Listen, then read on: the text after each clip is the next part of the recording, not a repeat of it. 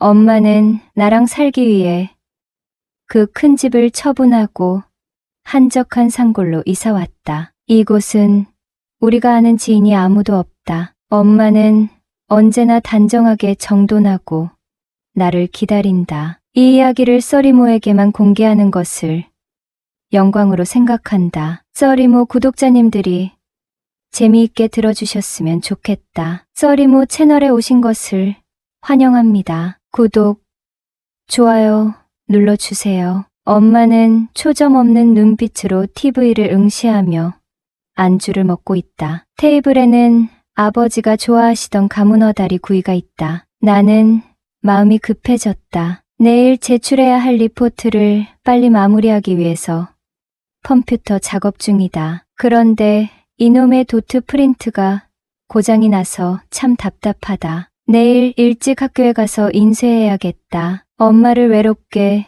내버려둘 수 없기 때문이다. 아버지가 갑자기 세상을 떠나신 지 벌써 3년이나 되었다. 정확하게 말하자면 내가 고등학교 1학년이 되던 해였다. 그날따라 하늘이 무척 맑아 등굣길에 하늘을 쳐다보며 구름도 참 예쁘네 라고 중얼거렸다. 그날은 중간고사가 있는 날이었는데 열심히 공부한 덕분에 100점을 맞아 더 기분이 좋았다. 얼른 집에 가서 자랑해야겠다고 마음먹었는데 하굣길에 엄마가 호출을 했다. 호출기 액정에 80이라는 번호가 있어서 주변 공중전화 부스를 찾아 엄마에게 전화를 했다. 엄마는 너무 당황한 나머지 말을 제대로 하지 못했다. 너희 아빠가 갑자기 길에 쓰러져 있었대. 누가 발견하고 119를 불렀는데 구급차로 이송되면서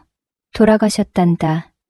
라고 말하며 흐느끼는 것이었다. 엄마, 그 병원이 어디예요? 라고 묻자, 응. 집 근처 대학병원 장례식장이야. 빨리 와. 정수야라고 했고 택시를 잡아 병원으로 갔다. 지하 장례식장으로 들어갔다. 엄마는 집에서 온 지 얼마 안 돼 보였고 장례 준비가 시작되고 있었다. 엄마는 혼절해서 잠시 입원실에 계셨고 외아들인 나는 정신없이 장례를 치렀다. 아버지를 보내드리고 집에 와서 엄마와 우두커니 앉아 있었다. 외삼촌은 엄마의 어깨를 두드리며 힘내라고 한마디 하고 집으로 가셨다. 나를 낳아준 엄마는 내가 6살 때 지병으로 돌아가셨다. 그때 기억이 어렴풋이 나는데 아빠가 굉장히 많이 울었던 것으로 기억한다. 그 일이 있고 나서 친할머니가 나를 키워주셨다. 애미 잃은 불쌍한 내 손주. 이 할머니가 지켜줄게라고 하시더니 할머니도 2년 뒤에 돌아가시고 말았다. 친척들은 아버지에게 혼자 어떻게 아들을 키울 거냐고 하며 재혼하기를 종용했다. 아버지는 꽃같이 아름다웠던 와이프와의 의리를 지킬 거라며 재혼을 거부했다. 하지만 길고 긴 설득 끝에 지금의 새엄마를 만나게 되었다. 내 나이가 8살이었고 새엄마는 30살이었다. 할아버지가 잘 아는 집안의 딸이었다고 하는데 내가 보기에도 참 예쁘고 친절했다. 아빠는 새엄마를 소개했고 엄마 품이 그리웠던 나는 새엄마에게 달려가 안기며 엄마, 안녕하세요 하고 웃었다. 새엄마는 보자마자 엄마라고 부르는 나를 극진히 보살펴 주었다. 학교에 들어가게 되면서 필요한 모든 것을 챙겨주었고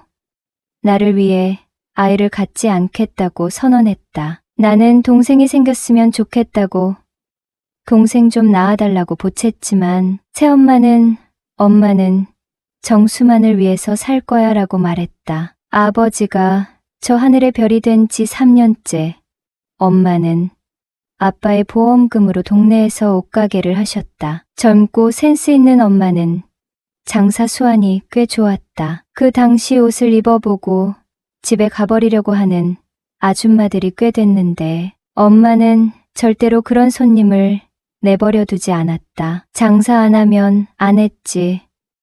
외상은 못 해준다고 했다. 왜냐하면 처음에 외상으로 옷을 줬다가 엄마의 가게를 피해 돌아서 가는 손님들이 꽤 있어서 손해가 막심했기 때문이다. 그렇게 엄마는 장사를 하면서 점점 거칠어졌다. 그리고 집에 오면 아빠의 사진을 쓰다듬으며 술을 마셨다. 엄마는 이목구비가 뚜렷한 데다가 계란형 얼굴의 키는 166cm이고 군살 없는 몸매이다. 그러니 주변인들이 그렇게 젊은 나이에 왜 전처 자식을 키우고 사냐고, 쟤는 이제 성인이 되었으니 제가 해도 된다고 입방아를 찧었다. 그런 말을 들을 때마다 그런 말 말아요. 우리 정수랑 평생 살 거예요. 내 생에 재혼이란 없어요.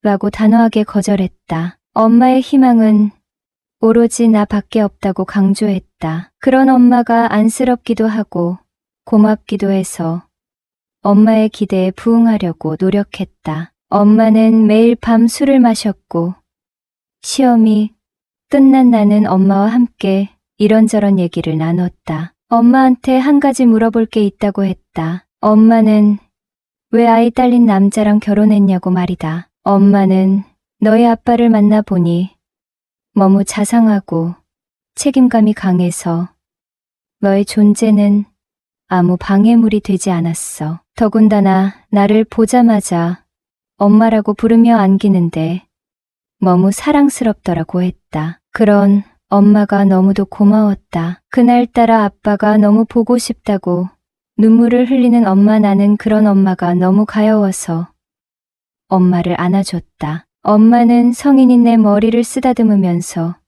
우리 정수만 있으면 돼. 나는 너만 있으면 된다고. 무슨 뜻인지 알겠니? 라고 말했다. 응.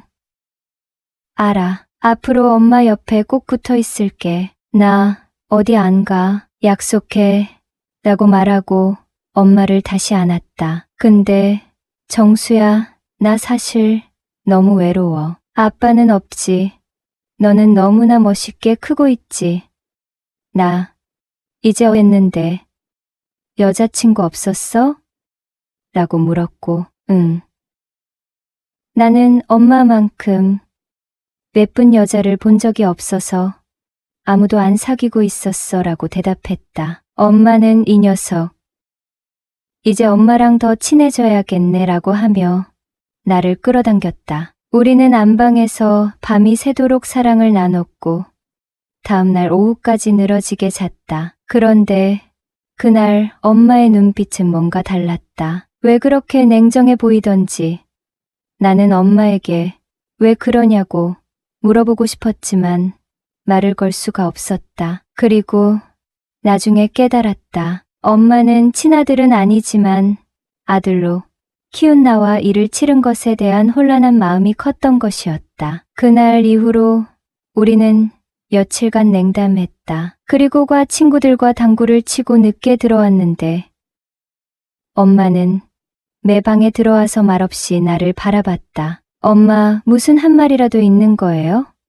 라고 물었고, 엄마는 정수야, 오늘 너랑 같이 있고 싶어 라고 하는 게 아닌가? 순간 얼음장같이 굳은 마음이 사르르 녹는 느낌이 들었다. 얼른 씻고 올 테니 침대에 누워 계시라고 했다. 콧노래를 부르며 씻고 나왔다. 그날 엄마와 즐거운 시간을 보냈다. 그런데 엄마는 나랑 관계를 하면서 여보라고 하는 것이었다. 그런 엄마가 너무 사랑스러워.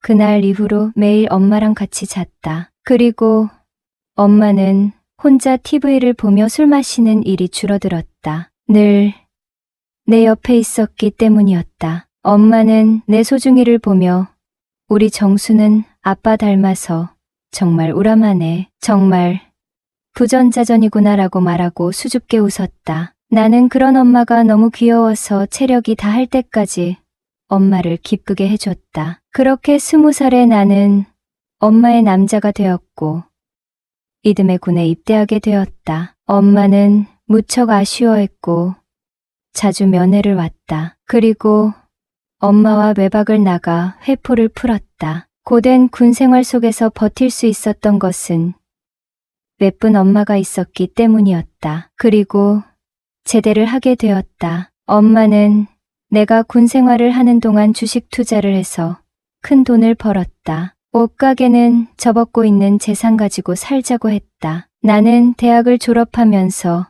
아버지의 흔적이 남은 집도 팔자고 했다. 우리는 아빠와 종종 놀러 가던 지역의 땅을 사서 아담하게 집을 지었다. 나는 엄마랑 함께 욕조에 들어가는 것을 좋아한다. 그래서 욕실 많은 욕심을 내서 큰 욕조를 들여놨다. 엄마는 내 전공과 관련된 사무실을 차려줬다. 감사하게도 사업도 잘 되고 있다. 격리 직원을 뽑을 때도 엄마가 면접을 봤다. 엄마보다 예쁜 사람은 가차없이 탈락시켰다. 내가 젊은 아가씨에게 호감을 가질까봐 견제하는 듯 했다. 그런 엄마가 너무 귀여웠다. 나한테는 엄마밖에 없는데 말이다. 엄마와 한 가지 약속을 했다. 우리 평생 결혼하지 말고 같이 살자고 말이다. 밖에서는 다정한 모자지간이요.